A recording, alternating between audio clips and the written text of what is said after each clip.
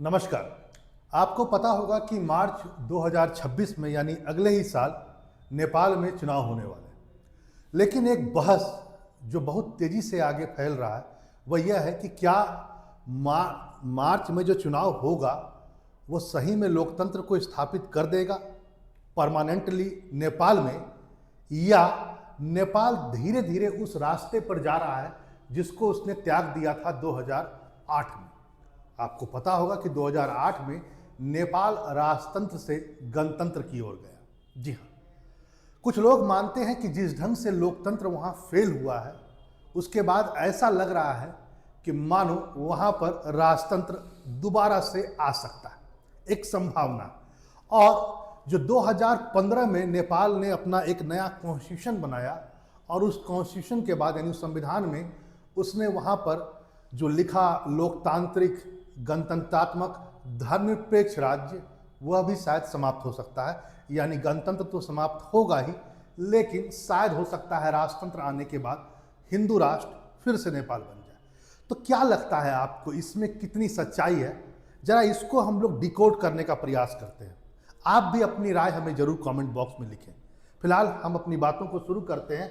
बातें यहाँ से शुरू होती कि नेपाल की जो अभी प्राइम मिनिस्टर है, पीएम है सुशीला कार्की, उन्होंने अभी देश में जो आगामी चुनाव होने वाला है उस चुनाव को सुचारू रूप से कंडक्ट कराने के लिए और कुछ बातचीत करने के लिए उन्होंने पूर्व प्रधानमंत्रियों को बुलाया, जिसमें केपी शर्मा ओली, शेर बहादुर देवरा और पुष्प कुमार दहल, इन सबको बुलाया गया कि मुलाकात की गई कि चुनाव कैसे कराया जाए।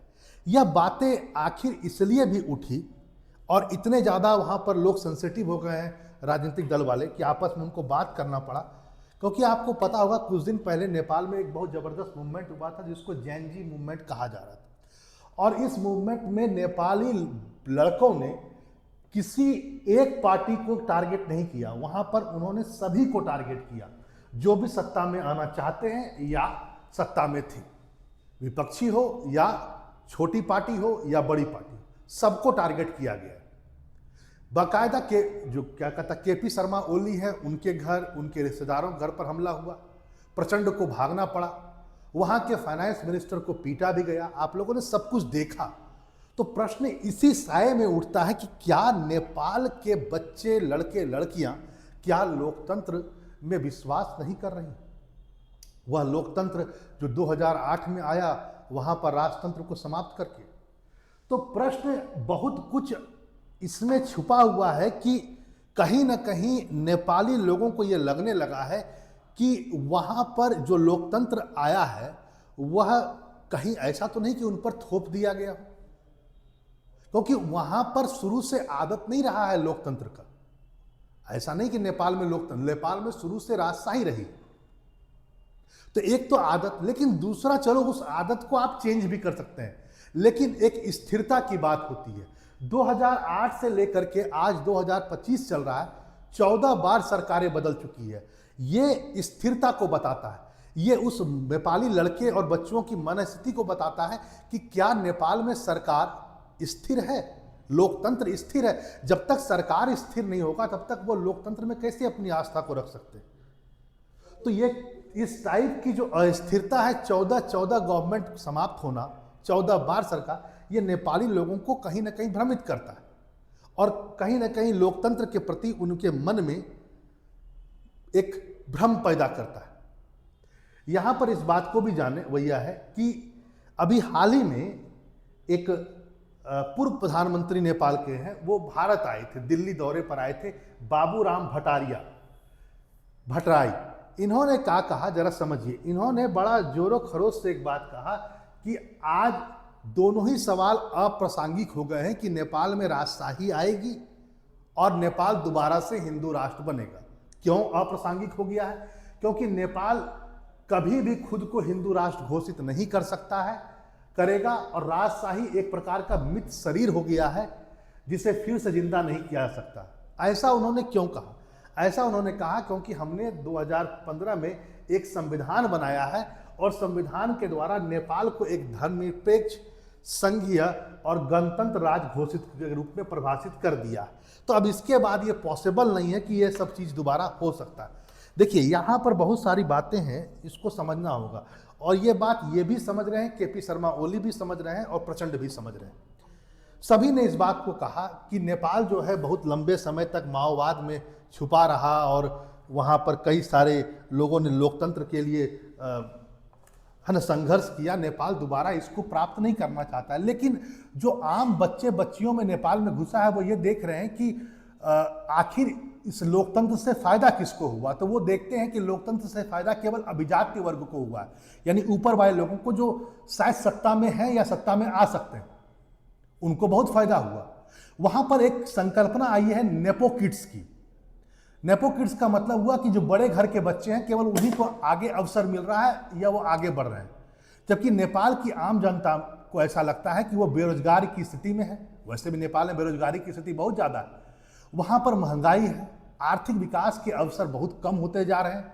तो जब वो अपने चीज़ों को देखते हैं, अपने इर्द गिर्द के लोगों को देखते हैं, तो उन्हें लगता है यार ये लड़का मेरे उम्र का है, लेकिन चूंकि ये बड़े बाप का बेटा है तो इसके पास में सब चीज़ है और हम उसी के कंपेयर में हैं, हम उसी के उम्र में हैं, लेकिन हम कहाँ खड़े हैं।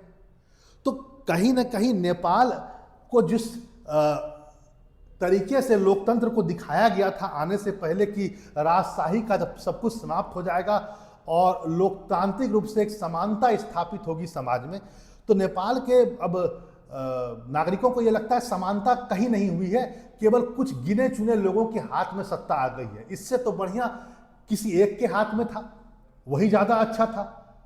अब तो ले दे करके पहले एक व्यक्ति था, वही केवल देश को चला रहा था और स्थिरता भी थी।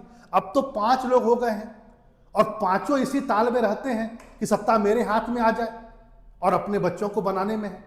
दूसरा पॉइंट, एक चीज और भी क्या देखा गया नेपाल में जो लोगों को लोकतंत्र से कहीं ना कहीं दूर करता है, उन्होंने देखा कि ये जितने भी पार्टियां हैं चुनाव लड़ती है अपने अपने झंडे पर। कांग्रेस जो नेपाली कांग्रेस है उसकी विचारधारा अलग है। ठीक है, नेपाल में 2 कम्युनिस्ट पार्टी हैं, एक केपी शर्मा ओली का लेनिनिस्ट पार्टी और एक प्रचंड का नेपाली कम्युनिस्ट पार्टी। कहीं ना कहीं तीनों में वैचारिक रूप से अंतर भी है, तीनों अलग अलग पार्टियां हैं, कुछ और पार्टियां भी हैं वहां पर। सब चुनाव अपने अपने बैनर पर लड़ती है, लेकिन जब सत्ता बनाने की बात आती है तो सब एक जगह मिल जाते हैं, यानी सब अपनी विचारधाराओं को त्याग करके अंतगतवा सत्ता को प्राप्त कर लेते हैं। निचले स्तर पर लड़ाई करते हैं और ऊपर पर जाकर के एक हो जाते हैं। तो ये लोकतंत्र के प्रति नेपाली लोगों में आस्था धीरे धीरे कम हो रही है, ये देखा गया।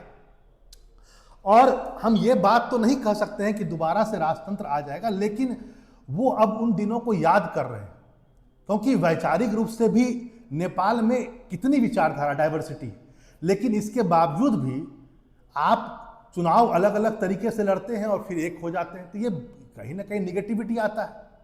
और फिर नेपो किड्स की अवधारणा वो बच्चों को दिक्कत दे रही है वहाँ पर नेपाली लोगों को। उन्हें पता चलता है कि नेपाल के जितने भी पार्लियामेंट के लोग हैं उनकी तनख्वाह बढ़ गई है, यहाँ पर वो बेरोजगारी की स्थिति में है। तो ये सब चीज़ें हैं। इसी पर एक लाइन है जो बाकायदा कोट करता है और बड़ा सटीक बैठता है। वाशिंगटन पोस्ट में 140 साल पहले एक लाइन कहा गया था कि democracy dies in the darkness, मतलब लोकतंत्र अंधेरे में समाप्त हो सकता है। क्योंकि और वो नेपाल के लिए चिरतार्थ प्रतीत होता है, क्योंकि नेपाल में लोकतंत्र में अभी भी पारदर्शिता का बहुत अभाव है, ट्रांसपेरेंसी का बहुत अभाव है। और जब तक नेपाल में ट्रांसपेरेंसी नहीं आएगी लोकतंत्र में, तब तक नेपाल में शायद लोकतंत्र उतना दिन तक जीवित न रह पाए जितना बोला जा रहा है। वैसे भारत ने हमेशा नेपाल के इन चीज़ों को नेपाल का अंदरूनी मामला कहा है और भारत ने कभी भी हस्तक्षेप करने का प्रयास नहीं किया। लेकिन बात तब होती है जब राजतंत्र के एक व्यक्ति आते हैं और इतनी बड़ी भीड़ उनके सपोर्ट में है ना आ जाती है नेपाल के एयरपोर्ट से लेकर के उनके घर तक। तो ये बताता है कि नेपाल उन पुराने दिनों को याद कर रहा है जब स्थिरता थी और नेपाल में वो तरह का आर्थिक रूप से दिवालियापन की स्थिति नहीं आई थी। लोगों के अंदर लोकतंत्र में विश्वास बहुत जरूरी है, सबका विकास हो यह भी जरूरी है। और कहीं ना कहीं जो जितनी भी स्कीम आता है, नेपाली लोगों का कहना है वो स्कीम केवल पेपर पर है, कोई भी धरातलीय रूप नहीं है, यानी ट्रांसपेरेंसी नहीं। तो जितने भी स्कीम है लोकतंत्र में, ये बहुत बड़ी बात है। जैसे हमारे देश में भी जनधन खाते हैं या मनरेगा है, आप देखे होंगे कहीं ना कहीं सब जगह लीकेज होता है, लेकिन ग्राउंड लेवल तक चीज़ें पहुंचती है, कम पहुंचे लेकिन पहुंचता है। नेपाल में लोगों का कहना है कि यहाँ पर डेमोक्रेसी के नाम पर जो स्कीम लाया जा रहा है जनता की भलाई के लिए भी, वो भी केवल पेपर तक ही।